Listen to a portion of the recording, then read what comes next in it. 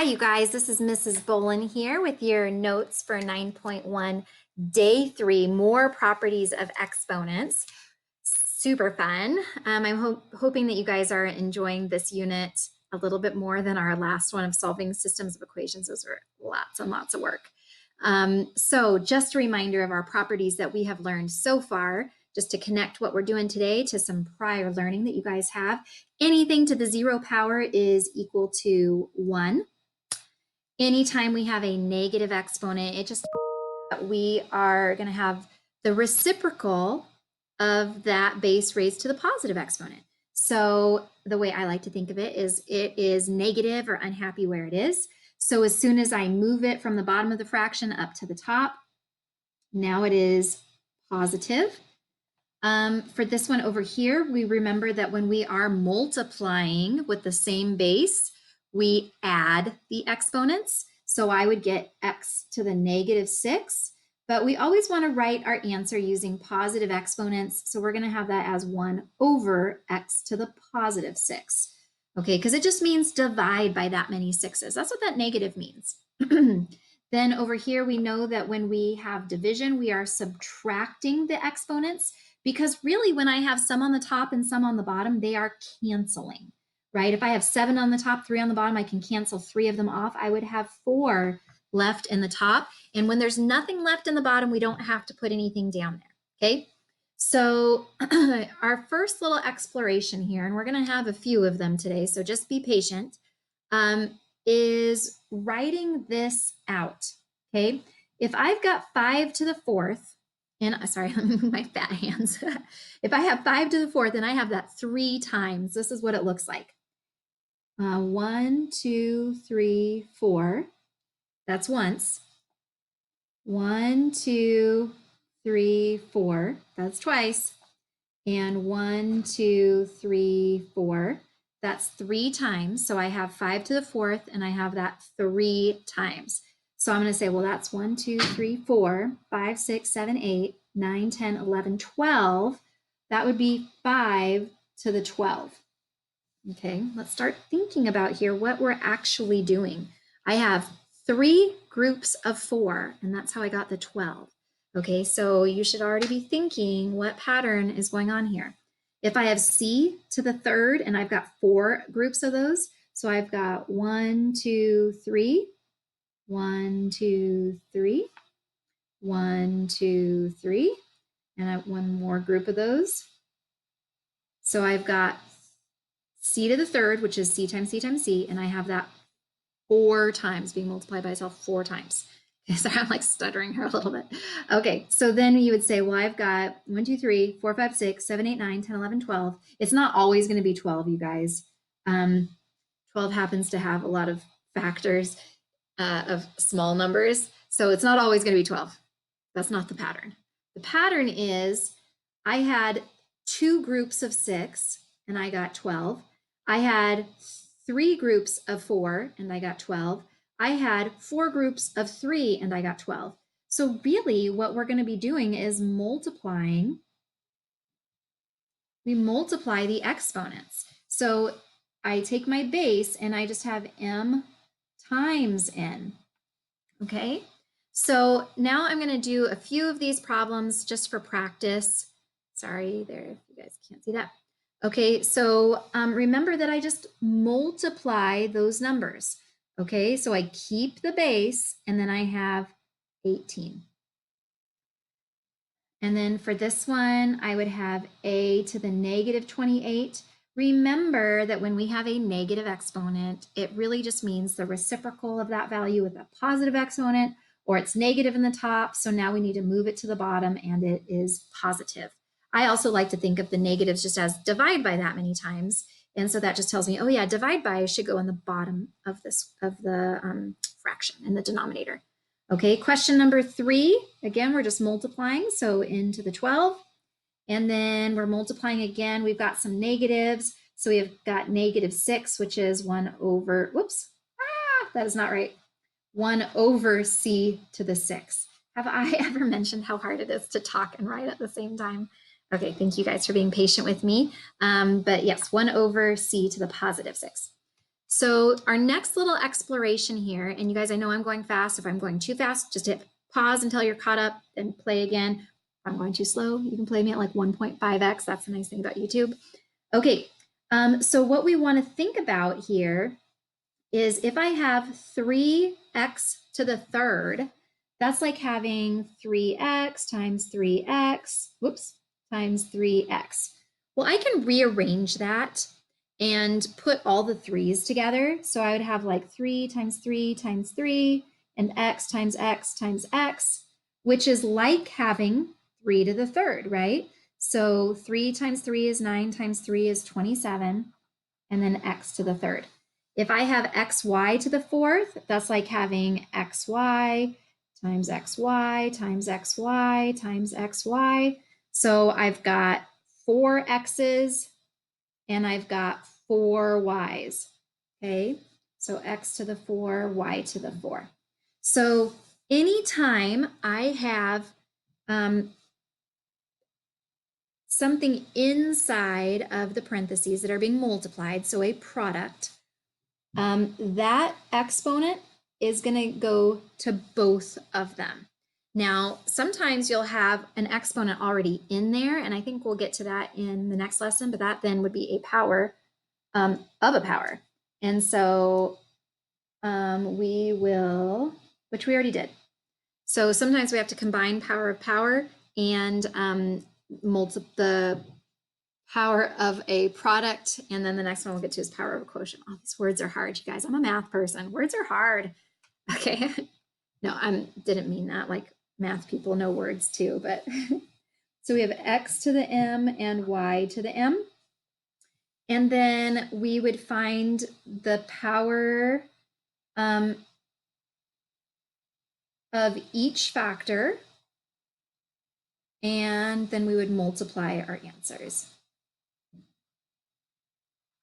Okay, now we're going to look at some practice problems. So what does this actually look like? So let's go ahead on over here. So remember that the exponent kind of gets distributed like that. So we would think of this as 5 squared and y squared. And then we usually want to simplify when we can. 5 squared we know is just 25, and then y squared. Number 6, we would distribute those. Now keep in mind, this negative has nothing to do with negative exponents. That is just a regular negative. So I've got negative 3 to the third power, and then I have x to the third power. Okay, well, negative 3 times negative 3 is positive 9, times another negative 3 would be negative 27, and then x to the third. All right, so for the next one, we're going to distribute a negative exponent that is different than this, okay? So we would have 10 to the negative 3 and y to the negative 3, which would tell us they're both unhappy in the top, so we can move them. So it'd be 1 over 10 to the positive 3 and y to the positive 3. Now we know 10 to the positive 3 is 1,000. So you could write it like that. I would tend to keep it with the positive exponents, but your teacher might want you to multiply those out. Okay, so question number 8, again, we're going to distribute the exponent to the other exponents. We're going to multiply them. These ones just have exponents of 1, so we don't really even have to do that. So we have 4 to the negative 4 and x to the negative 4. Both of those are unhappy where they are. So we have 4 to the 4 and x to the 4 on the bottom. Okie dokie. Question number 3, or sorry, exploration number 3. We're going to do the same thing for quotients. Okay, so this right here is like having b over 4 times b over 4 times b over 4, which is the same thing as b times b times b over 4 times 4 times 4, which is the same thing as b to the third over 4 to the third. Okay, You could do the same thing for the x's. So x over y times x over y times x over y times x over y, because I have 4 of them. That's why I wrote out 4 of them. And then you could combine it. Well, if I multiply the tops, I have x times x times x times x. And then on the bottom, I have y times y times y times y, which is x to the 4th over y to the 4th. So you can see that that little m kind of gets distributed in a way to each to the top and to the bottom. It's not the same thing as our distribution that we did, like when we have multiplication distributed over like addition or subtraction. But in a way, that exponent goes to both of the values that are in there. So x to the m over y to the m. So we'll find the power of, we'll go over the notes when we get to the bottom.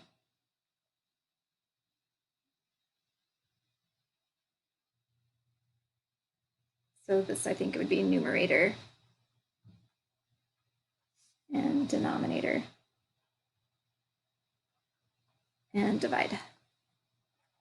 Okay, but like I said, all these are already written in there for you at the bottom. Okie dokie, so here's our practice problems.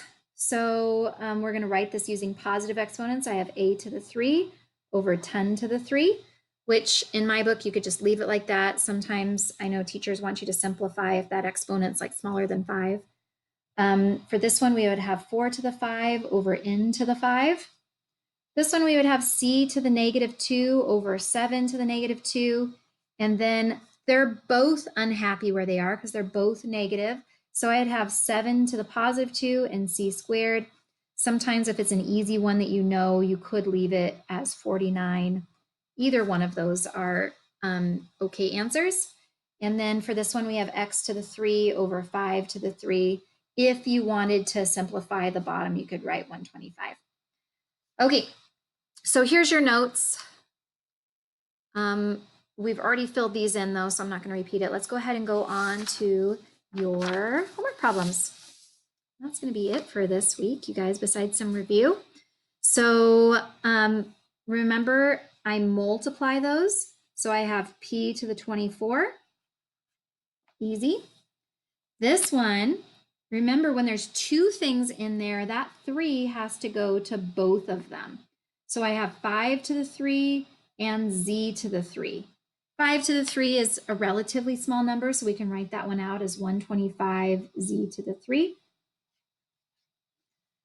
Question number 5, that goes to both of them. So we have 6 to the negative 2, and we have n to the negative 2. Another thing you could do at the beginning is, if you know negative means reciprocal, you could just flip the fraction on the inside and then distribute a positive 2. That's a different way to do that if you want to think about it that way. So we're going to end up with 6 to the positive 2 and n to the positive 2, which is n squared over 36. So what I was saying up here is, if we know that negative means reciprocal, I could just take the reciprocal of this, n over 6, and then just distribute the positive 2. And that's exactly what I got, right? N squared over 6 squared, which is 36. So a couple different ways to think of that. You still end up with the same answer, but there's different steps, and that's kind of just a preference thing. Okay, question number 7. Number 7 here. This one, we've got some distributing of that exponent. And again, it's not really distributing the exponent, but the exponent applies to everything that's being multiplied in there. So we have 3 to the negative 5 and s to the negative 40, because we're multiplying those. Because those are both negative, and I need to use only positive exponents in my directions, positive exponents, I am going to send them both down to the denominator. So 3 to the positive 5 and s to the positive 40. That is my answer. Question number 9. This is going to go to that exponent and to that exponent. So I have 2 to the 4 and x to the 8. Okay. On this one, I'm not doing 2 times 4 because this is a big number that currently has an exponent of 1. I only multiply the exponents, okay? This one I do 4 times 2 because that's an exponent and this is an exponent, okay? So you could multiply this one out if you wanted to and get 16 over x to the 8. And that's just 2 times 2 is 4 times 2 is 8 times 2 more is 16. That's how I got the 16. Okay, question number 10, we're going to skip because I'm just doing the odds with you guys. Oh, this is a doozy. Okay, so that 4 goes to every single thing that is in there. So then to the 3, to the x, to the y, to the window, to the wall. No, I'm just kidding. Okay, so I'm going to write this out. And like I said, there are some ways to do this. You could simplify inside first. That would be one strategy. I'm going to work it out both ways just so you guys can see. You could go ahead and just distribute it to everything. You have a couple of options. I will show you both ways. So if I'm just going to distribute the 4 to everything, it would look like this: 2 to the 4, x to the negative 8, y to the 12, and then I would have 3 to the 4, x to the 4, and y to the negative 16, okay? And then if I were to move things around, 2 to the 4th is equal to 16, 3 to the 4th is equal to 81. Those aren't going anywhere. This 8 x's would move down to the bottom. So I have 4 x's already, and I would move 8 more down. So all together in the bottom, I would have 12 x's. Those y's would stay in the top, those 12, but those 16 would also go to the top, right? Because they're unhappy where they are. I'm going to move the 16 to the top. So 12 plus 16 is 28. And so that would be my final answer. That's one way to do it. The other way would be, and I'm just going to draw a box around that. The other way would be if I simplified the inside first and I said, well, 2 over 3, those can't simplify. That has to stay. If I have 1 x in the bottom and I bring 2 more down because they're not happy in the top, altogether I would have 3 x's in the bottom. Here I have 3 y's that are going to stay in the top, but I'm going to bring 4 more up to the top that are not happy to be in the bottom, but as soon as I bring them to the top, they will be. So I have y to the 7, and then I raised it to the 4th power. Then I would go to here. I would have 2 to the 4th, which is 16. I would have 7 times 4 for my y, which is 28. I would have 3 to the 4th, which is 81. And then I would also have 3 times 4 for my exponent for the x, which is 12. So either way, this way is a little bit, I think, is a little bit better because you're able to simplify before you apply that exponent to everything that's on the inside. But this way will get you the exact same answer, okay? So that is it for today, and you guys are gonna have a quiz on Friday on this. If you wanna hang around, I'll go over the summary of all of the rules really quickly for you guys. If you wanna go, just take off, that's fine. You won't hurt my feelings. Okay, so if I have anything to the 0 power, that equals 1. This is just the very next page in your book, you guys. If I have anything to a negative exponent, it means I'm going to do the reciprocal and use a positive exponent.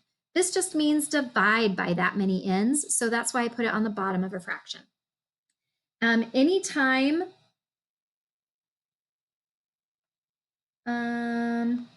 this should be an A.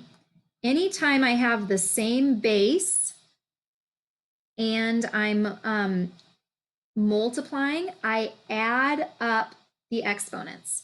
This also should be an A. So it should be A to the m minus n because anytime I'm dividing, I subtract the exponents. This one, I have A to the m times n because if I have a power to a power, I multiply them. If I have the power of a product, I need to make sure that I apply that exponent to both of the factors that are in there. And then same thing with a quotient, I would have A to the m over B to the m. Okay, and now we're done. All right, have a great day, you guys. Thanks for being patient.